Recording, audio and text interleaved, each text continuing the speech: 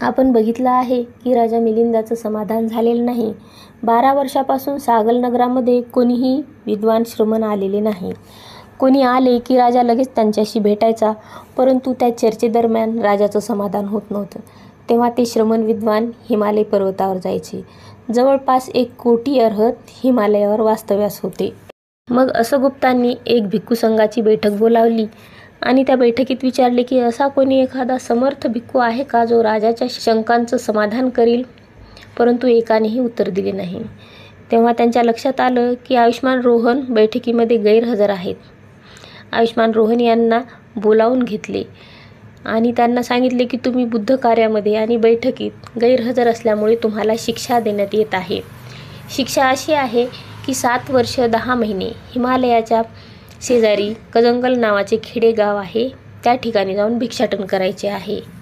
मग अशा प्रकारे दररोज आयुष्मान रोहन भिक्षाटन करत असताना सानुत्तर नावाचा ब्राह्मण त्याच्या घरासमोरून देखील जायचे. परंतु तेथून त्यांना कधीच भिक्षाही मिळाली नाही आणि आवाजही आला नाही. परंतु एका दिवशी आपण पुढे जा असा आवाज ऐकू आला. मग अगदी समाधानाने आयुष्मान रोहन तिथून जात होते. तेव्हा समोरून ब्राह्मण आला आणि विचारत होता की भंते, आपल्याला माझ्या घरातून काही भिक्षा भेटली का. तेव्हा आयुष्मान रोहन सांगतात की हो, भेटली. ब्राह्मण अगदी आनंदाने घरात जाऊन विचारपूस करतो की आपल्या घरातून काही भिक्षा देण्यात आली का. परंतु त्याच्या असं लक्षात येतं की आपल्या घरातून तर काहीच भिक्षा दिलेली नाही. दुसऱ्या दिवशी जेव्हा भिक्षाटनासाठी आयुष्मान रोहन येतात तेव्हा त्यांना ब्राह्मण विचारतो की भंते, आपण असं का म्हणालात की माझ्या घरातून आपल्याला भिक्षा भेटली आहे. माझ्या घरातून तर काहीच दान देण्यात आलं नाही तुम्हाला.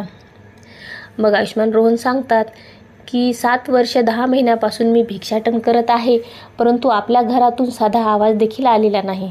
परंतु काल आपण पुढे जा हा आवाज मला मिळाला आहे, ते मनात ठेवूनच मी तसं सांगितलं. ब्राह्मण विचार करतो की या शब्दाला हा भिक्खू जर एवढं चांगलं समजत आहे तर मी भिक्षा किंवा दान दिलं तर समाजामध्ये किती गुणगौरव गाईल माझा. मग त्या दिवसापासून ब्राह्मण आयुष्मान रोहन यांना विनंती करतो की भंते, आजपासून माझ्याकडेच तुम्ही भोजनदान घ्यायचं. मग आयुष्मान रोहन भोजनदान घ्यायचे आणि भगवान बुद्धांचा उपदेश द्यायचे. मग 7 वर्ष 10 महिन्यांनी त्या ब्राह्मणाच्या घरी एक मुलगा जन्माला आला.